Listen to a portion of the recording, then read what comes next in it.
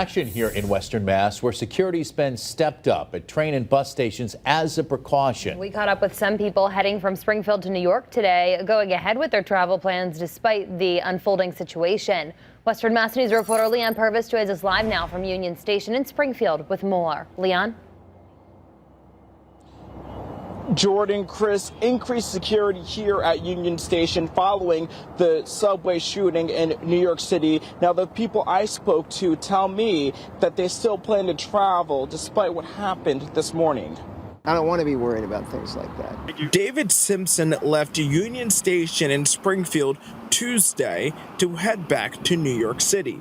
He tells us he doesn't want to have to worry about the shooting that happened Tuesday morning at a Brooklyn subway station. If I'm in a situation where it's happening, I'm going to be running. Western Mass News getting answers. We reached out to Union Station management on what they're doing to ensure the safety of riders. They tell us in part, we have increased security guard presence on the busway and are carefully monitoring the more than 250 security cameras on the property. Additionally, the Amtrak Police Department has increased their visibility up on the train platforms, monitoring each incoming and departing train.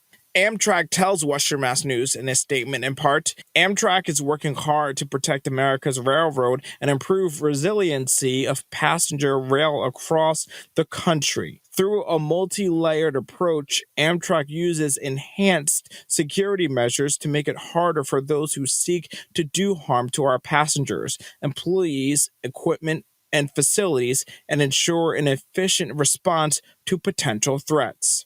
For Simpson, he tells us how he is cautious of his surroundings on a subway. If I'm near somebody that seems unsavory, homeless, but not even homeless, but looks like there's a potential problem, which happens very rarely in my experience, then I'll try to move away, be smart about it.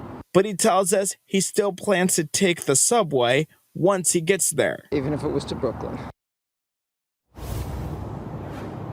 Coming up tonight on Western Mass News at 6, we hear from a UMass student who's heading to New York City despite what unfolded this morning, and also from a retired U.S. Army officer on his perspective. For now, live in Springfield, Leon Purvis, Western Mass News.